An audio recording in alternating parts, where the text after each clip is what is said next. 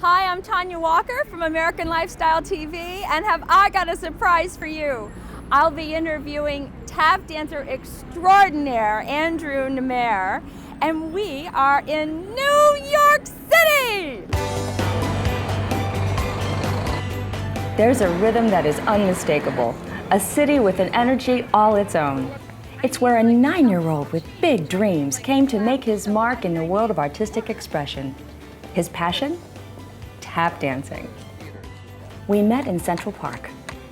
You get a sense after only a few minutes with the performer, he was destined to be here. And for an only child with parents from Beirut, Lebanon, dancing was his ticket. I started dancing when I was 3.5 years old in a local dance studio. Right down the street. Right down the street. I'm an only child, so it was my social activity. Well, that's fun. Yeah, it was great. One guy and a bunch of girls. And then you had this bucket list thing that you wanted. Bucket list at 9 years old, right? You wanted to meet Gregory Hines. Yeah. I saw the movie Tap when I was 9, and after I left the theater, it was opening night, Union Station, Washington, D.C., and I walked out and I told my parents, I give myself 30 years, but I want to meet Gregory Hines by the time I'm 40. And that was the goal. And you were how old? I was 10, 9 and 9.5, somewhere around there. So when did you meet him? A year later. The dance legend took a liking to Andrew at a workshop he and his parents had driven 6 hours to attend. So the next time I went to the same series of workshops, the workshops were sold out. Greg saw me. He said, "What are you doing sitting down?" I said, "Your class was sold out." He said, No, you come." Wow. Yeah. So that's when I really knew that something was different.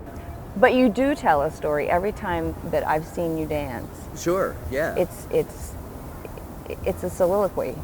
Thank you. And it seems like it's an absolute stream of consciousness from some kind of hyper-present place that comes right out of your feet. Next, we hoofed it over to the location where young Andrew got his start. A tap dance jam session at Le Cave brought Andrew to 62nd Street and First Avenue. It is there that his improvisational dance moves showed promise to tap dance masters and peers alike. So this is the actual building. The first time that I came up to New York City for a tap jam was here. It used to be this called, building is where you got your start? In New York? Sort of, yeah. Ah! Wow. So it used to be called Le Cave. Jimmy Slide used to come down from Boston once a week and host the tap jam here. Lon Chaney would come in, Chuck Green would come in, Harold Cromer would be here sometimes. Right in this basement area. Right in this basement, so the entrance was over there. You'd walk down, it was a long bar, and at the back end of the bar was a tiny stage, maybe 10 feet by 10 feet. Trio, grand piano, bass, There's guitar. some serious music in here. The bassist used to play with Dizzy Gillespie.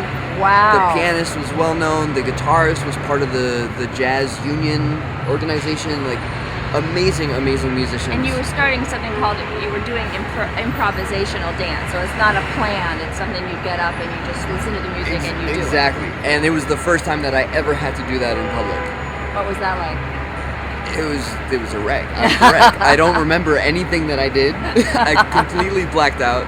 But you said that you really wanted to spread joy in your tap dancing. How do you do that? Where do you do that? Is it conscious?